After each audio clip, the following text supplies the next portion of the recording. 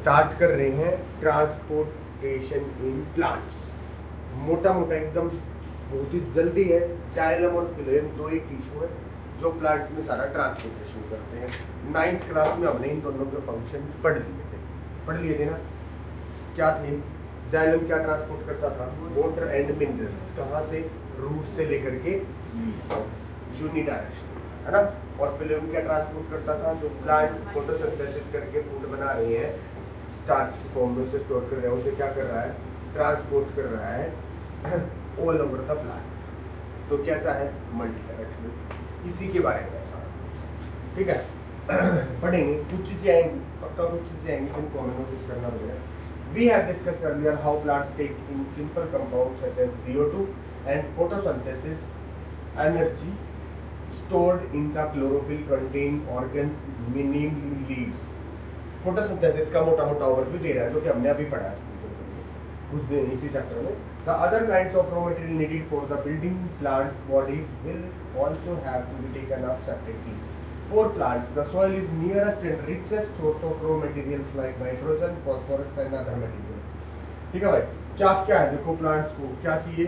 Nitrogen चाहिए, phosphorus चाहिए and other material, ठीक है। The absorption of these substances therefore occurs through the part in contact with the soil, namely roots. कहाँ से absorb कर रहा है प्लांट इन चीजों को? जो सॉइल के साथ कनेक्टेड है प्लांट का पार्ट, क्या नाम है उसका? If the distances between soil, connecting organ and connecting organ लगा लो, connecting part of the plant लगा लो, वो और जो क्लोरोफिल है जो मेनली कहाँ पर होता है? लीफ में, उनका डिस्टेंस क्लियरली पता है हमारे को। लीफ का और रूट का डिस्टेंस तो बहुत ज्यादा भी हो सकता है। तो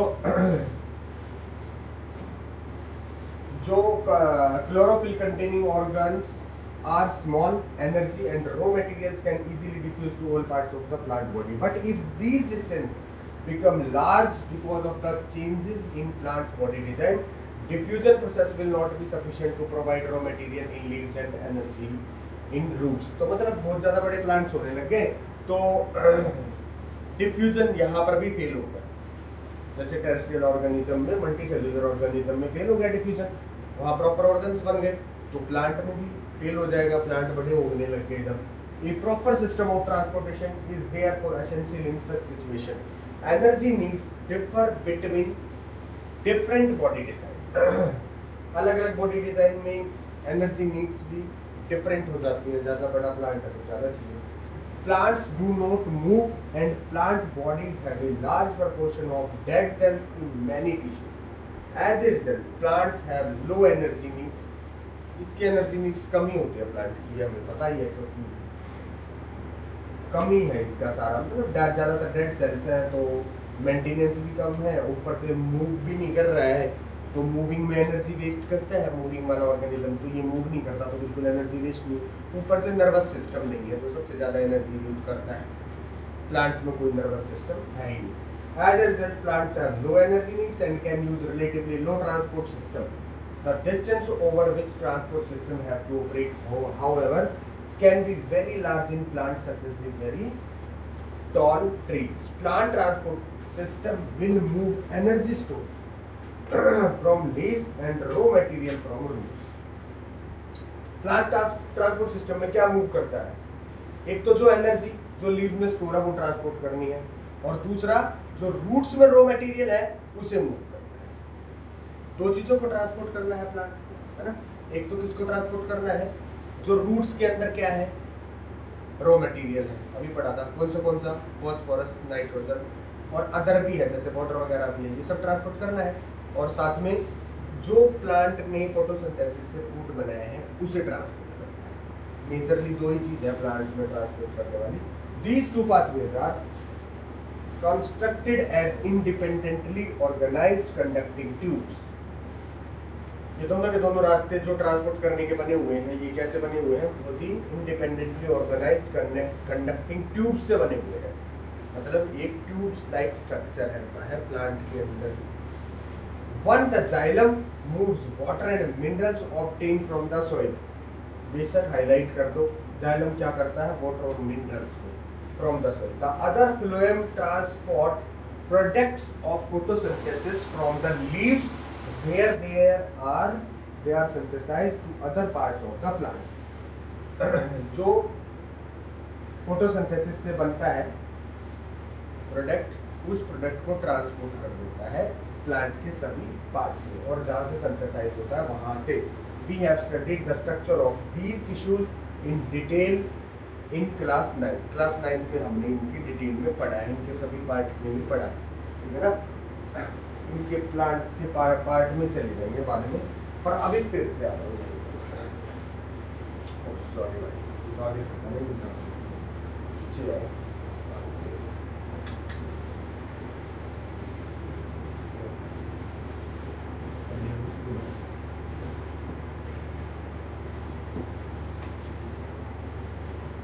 transport of water in xylem tissue. Transport of water की बात हो गई तो जाइलम टिश्यू की बात आ गई। ये तुम्हें पता है कि vessels and tracheids of the roots, वहां पर क्या है, वेसल्स है और tracheids. Stem and leaves are interconnected to form a continuous system of water conducting channel reaching all parts of the plant. यहाँ पर वाटर कंडक्टिंग चैनल बने होते हैं, ठीक है ना। ऐसा नहीं होता कि एक बार ही नीचे चले गए, ठीक है। किसका चैनल है, सबसे पहले ट्रंक का एक चैनल होगा, उसमें भी शायद अलग अलग चैनल होते हैं।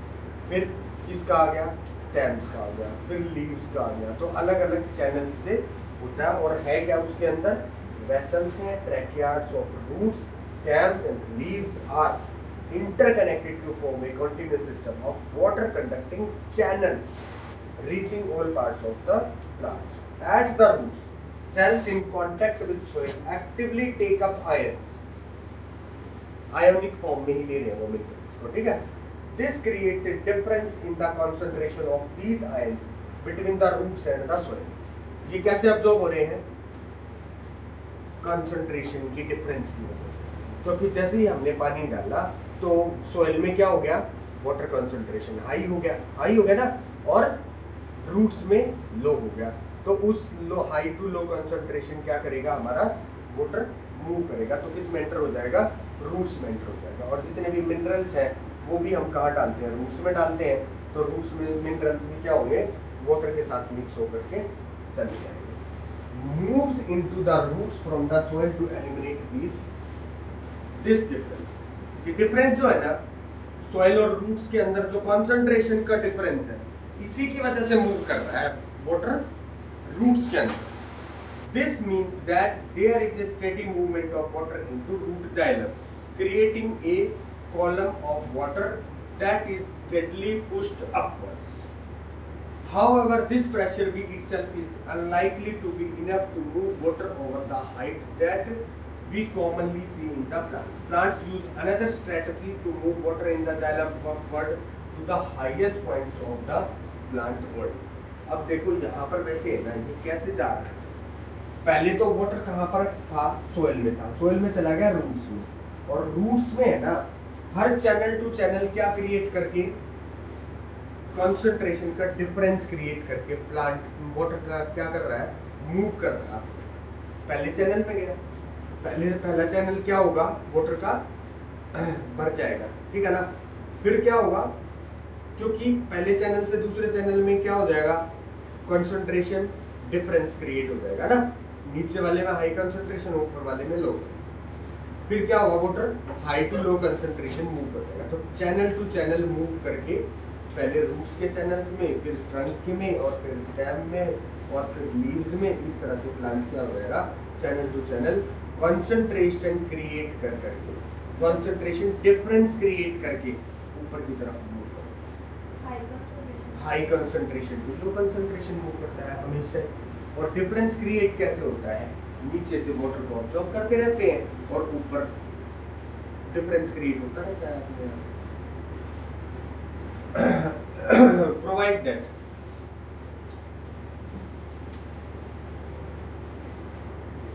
इसको बाद में देखते हैं, ठीक है ना। इसको provided that the plants has an adequate supply of water, the water which is lost through the stomata is replaced by water from the xylem vessels in the leaf।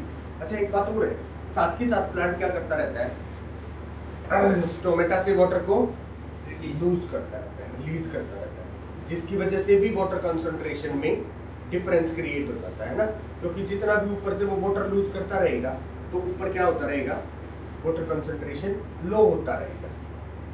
ये डिफरेंस क्रिएट करने में transpiration का भी role है। Transpiration से क्या करता रहता है प्लांट, वाटर लूज करता रहता है फ्रॉम स्टोमेटा, जिससे ऊपर लो कंसंट्रेशन क्रिएट हो जाता है, और नीचे क्या करता रहता है, रूट से वाटर को अब्सॉर्ब करता रहता है, जिससे नीचे हाई कंसंट्रेशन क्रिएट होता रहता है। तो ये डिफरेंस जितना ज्यादा बढ़ता रहेगा, वाटर क्या करता रहेगा, नीचे रूट से लीव्स की तरफ मूव करता रहेगा। यही कह रहा है ये, provided that the plants has an adequate supply of water, the water which is lost through the stomata is replaced by, जो लॉस्ट हो गया वाटर से, वो वाटर किससे रिप्लेस हो जाता है, from the xylem vessels in the leaf. In fact, evaporation of water molecules from the cells of a leaf creates a suction which pulls water from xylem cells to root. इसको बोलते हैं the loss of water in the form of vapors from the aerial parts of the plant is known as transpiration. इस transpiration को भी क्या कर लो, underline कर लो, transpiration आ सकता है तुम्हारा, बट ये मैकेनिज्म है ना, ये तुम्हें बहुत अच्छे से समझना है। ये कॉन्सेप्ट तुम समझ रहे हो मेरे ख्याल से, ऐसी बात तो नहीं है ये काफी मुश्किल है। ये अगर तुम्हें लिखना आए, तुम्हें ये चीज आ जाए, तो तुम इस पूरे मैकेनिज्म को अपनी लैंग्वेज में डिस्क्राइब कर सकते हो। जरूरी नहीं है हमें इसकी लैंग्वेज बतानी, पर कॉन्सेप्ट को समझना जरूरी है कि वाटर कैसे जा रहा है नीचे से ऊपर की तरफ। कोई मोटर तो लगी नहीं हुई है प्लांट में रूट्स में कि भाई उसने लीव्स तक वाटर पहुंचा दिया। तो यहाँ पर सिर्फ एक ही चीज है, वाटर कंसंट्रेशन में डिफरेंस क्रिएट करता है प्लांट खुद, नीचे से वाटर को अब्सॉर्ब करता रहता है, स्टोमेटा से वाटर को लूज करता रहता है, जिससे क्या होता है, वाटर कंसंट्रेशन क्रिएट होता रहता है, और वाटर नीचे से ऊपर की तरफ, जो वाटर लूज कर दिया उसकी जगह पे जो रूट से वाटर अब्सॉर्ब हुआ है वो आ जाता है। Thus transpiration helps in the absorption and upward movements of water and minerals dissolve in it. Minerals भी इस water के अंदर ही क्या हो गए, dissolve होकर के upward जा रहे हैं in the form of roots to the leaves. It also helps in temperature regulation. ये temperature regulation में भी help करता है। The effects of root pressure in the transport of water is more important at night. रात के time पे ज़्यादा important होता है। During the day when the stomata are open, the transpiration pull becomes the major driving force in the movement of water in xylem. इस paragraph में ये क्या कहना चाह रहा है, ड्यूरिंग द डे प्लांट क्या करता है, स्टोमेटा को ओपन करता है, जिससे वाटर लूज हो जाता है, और ये ज्यादा प्रोसेस आगे, the effects of root pressure in the transport of water is more important at night.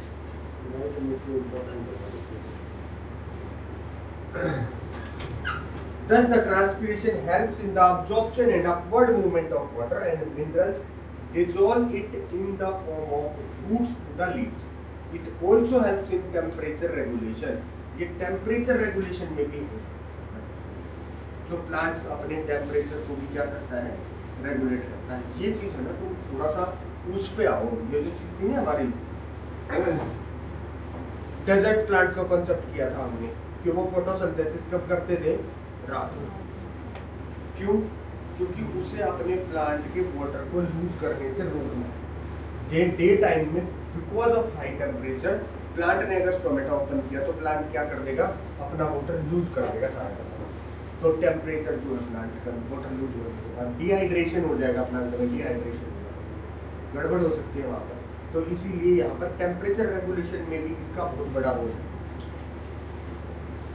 यहाँ पर इसने वन लाइन में ना एक बहुत बड़ी बात कह दी और उसको डिस्क्राइब किया। अब the effects of root pressure in the transport of water is more important at night during the day.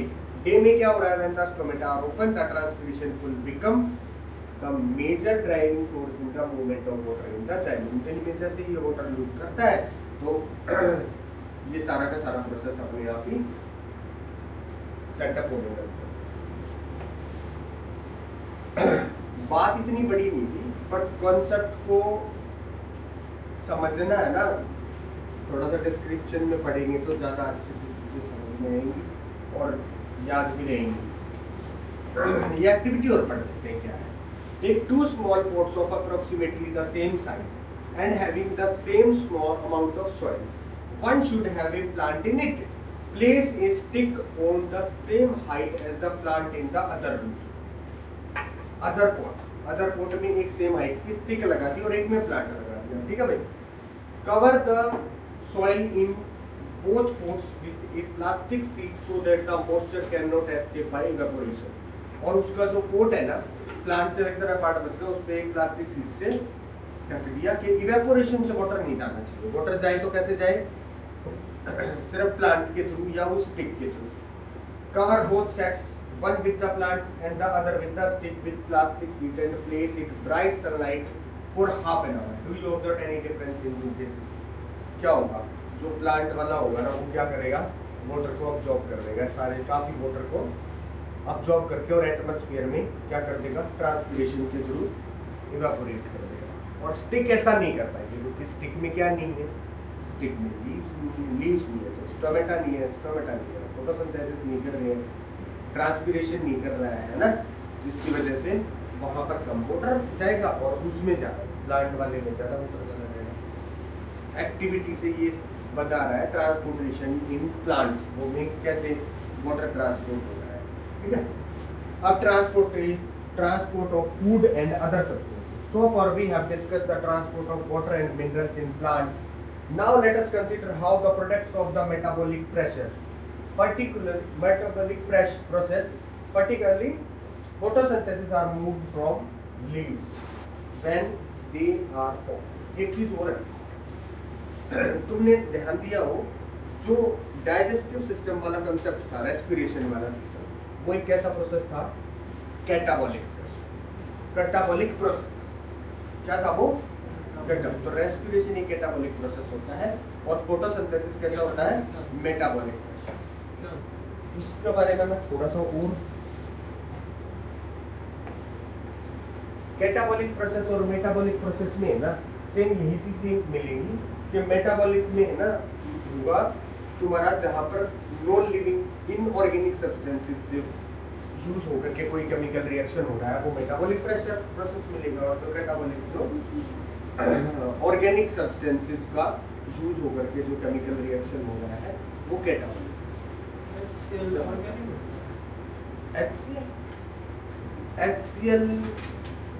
Inorganic organic अरे स्टमक पर उस रेस्पिरेशन प्रोसेस में यूज क्या हो रहा है, ग्लूकोज यूज हो रहा है। मैं रेस्पिरेशन प्रोसेस की बात करता हूँ, रेस्पिरेशन प्रोसेस में क्या यूज हो रहा है, ग्लूकोज और ऑक्सीजन।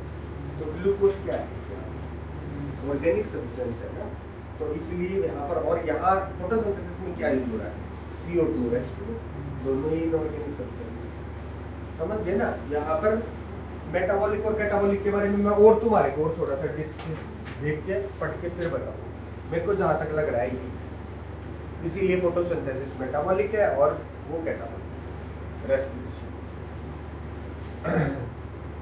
अब ये क्या कह रहा है, now let us consider how the products of metabolic process, particularly photosynthesis, are moved from leaves where they are formed to other parts of the plant। मतलब जो photosynthesis से प्रोडक्ट हमारा बना है वो लीव से कैसे मूव करता है other parts of the plant. This transport of the soluble products of photosynthesis is called translocation. इस प्रोसेस को क्या बोलते हैं हम, ट्रांसलोकेशन। ट्रांसलोकेशन पढ़ लेना, तो मतलब हाईलाइट कर लेना। And it occurs in the parts of the muscular tissue known as phloem. यहाँ भी ये एक मस्कुलर टिश्यूज की सही हो रहा है। मस्कुलर टिश्यूज मतलब तुमसे जब बात करा जाए ना तो मतलब पाइप लाइक स्ट्रक्चर्स, वेसल्स है ना, जैसे ब्लड वेसल्स बोल रहे थे ना, वो हमारा ब्लड मस्कुलर सिस्टम है। और ये यहाँ पर क्या है, फिलोएम मस्कुलर सिस्टम और xylem muscular system, pipe like structure बन रहे हैं। अब besides the products of photosynthesis, the phloem transport amino acid and other substances। These substances are specially delivered to the storage organs of the roots and seeds and to growing organs। ये amino acid तुम्हें पता लग गया होगा थोड़ा बहुत, क्या है, प्रोटीन की सोल्यूबल फॉर्म है, तुम्हें पता ही है ना। तो मेनली प्रोटीन को कहाँ स्टोर करता है अपना? लिग्यूमिनस प्लांट, क्या दो तुम्हारे कौन से होते हैं? रूट नोड्स में, जहाँ पर protein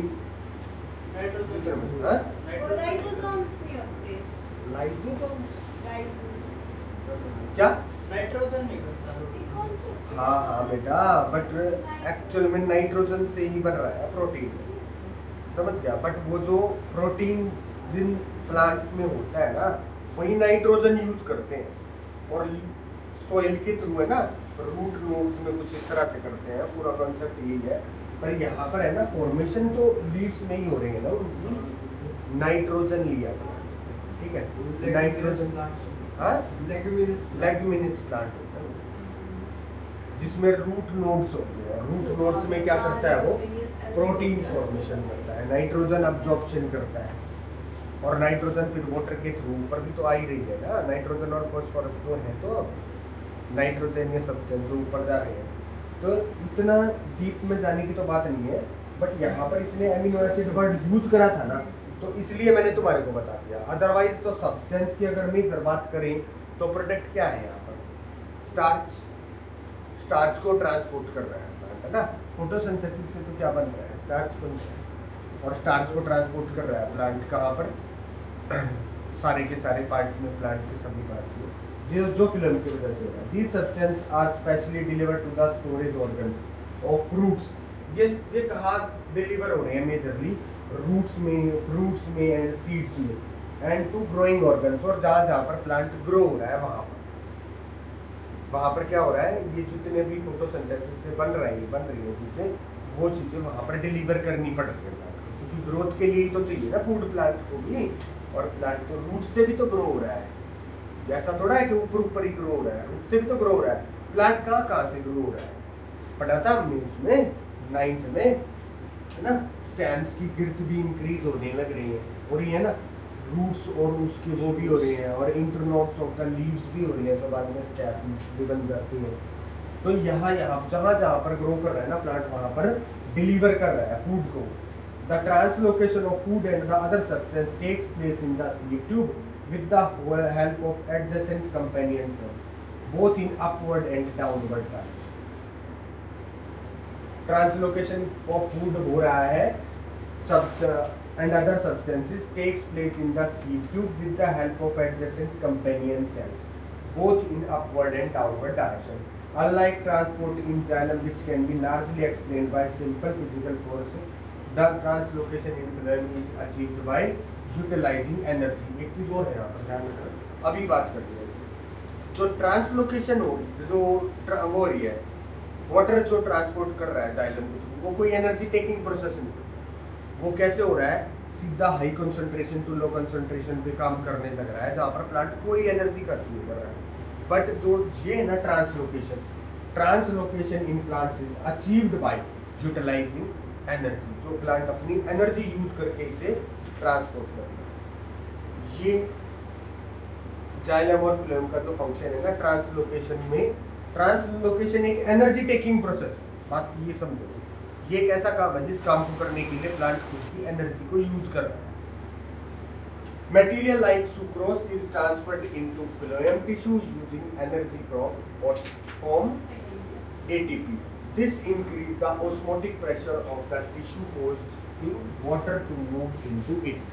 This pressure moves the material in the phloem tissue which have less pressure. This also is allow the phloem to move material according to the plant's needs. For example, in the spring, sugar stored in roots and stem tissue would be transported to the buds which need energy to grow. भाई ये तो बहुत heavy सी बातें हैं जिनको तुम्हें एक एक करके समझना पड़ेगा अच्छे से। क्या बोला है? Material like sucrose is transferred into phloem tissue using energy from ATP। ठीक है, उसने क्या किया? एनर्जी को यूज करके सुक्रोज जैसा जो मटेरियल है उसको ट्रांसफर कर दिया फ्लोएम में। This increase the osmotic pressure. और ये जो सुक्रोज गया इसे क्या करता है? एक ऑस्मोटिक प्रेशर क्रिएट कर देता है of the tissue, causing water to move into it। Water को उसके अंदर मूव करवा के एक प्रेशर क्रिएट कर देता है। This pressure moves the material in the phloem to tissue which have less pressure. और ये क्या करता है, मटेरियल को ट्रांसपोर्ट करता रहता है हाई टू लो प्रेशर की तरफ। This allows the phloem to move material. क्या होता है? सुक्रोज बेटा किसी का, फ्रुक्टोज, सुक्रोज, ग्लूकोज, ये इसी की फॉर्म है। एनर्जी ग्लूकोज की फॉर्म, ठीक है ना। फ्रुक्टोज भी होता है, सुक्रोज भी होता है, ग्लूकोज भी होता है, ग्लूकोज की फॉर्म होती है ये। अब यहाँ पर ये ना, ये प्रोसेस सा बता के ये यही कहना चाह रहा है कि जो प्लांट है ना, वो अपने ग्लूकोज को सुक्रोज की फॉर्म में यूज किया ना, उसको किसके लिए, फूड को ट्रांसपोर्ट करने। तो सही में ये क्या कर रहा है, फ्लोएम जब अपना काम करता है ट्रांसलोकेशन का, तो वो एनर्जी को यूज करके करता है। ये एनर्जी टेकिंग प्रोसेस। शायद इस चीज को इतने छोटे से में समझाना पॉसिबल भी नहीं है, इतने छोटे, काफी बड़ा कॉन्सेप्ट है ये, पर जितना हमारे सिलेबस के अकॉर्डिंग है ना, उतना तो मैं अब यहाँ पर समझ गया, ठीक है ना। ट्रांसलोकेशन वो प्रोसेस का नाम है जिसके थ्रू फ्लोएम टिश्यू क्या करते हैं, ट्रांसपोर्ट कर देते हैं फूड जो सिंथेसाइज किया है फोटोसिंथेसिस प्रोसेस से, उसे प्लांट के सभी ग्रोइंग पार्ट्स के पास क्या करता है, ट्रांसपोर्ट करता है। ग्रोइंग पार्ट्स तुम्हें पता ही है, फ्रूट्स भी हो सकती हैं, फ्रूट्स जहाँ बन रहा है वहाँ भी हो सकता है, स्टेम्स भी हो सकती है, तो सभी पार्ट्स मल्टी डायरेक्शनल है। एनर्जी टेकिंग प्रोसेस, ये कुछ मेजर पॉइंट्स है जो तुम्हें ट्रांसलोकेशन में ध्यान रखना, ठीक है। ये हमारा ट्रांसपोर्टेशन प्लांट्स वाला कॉन्सेप्ट था जो क्या है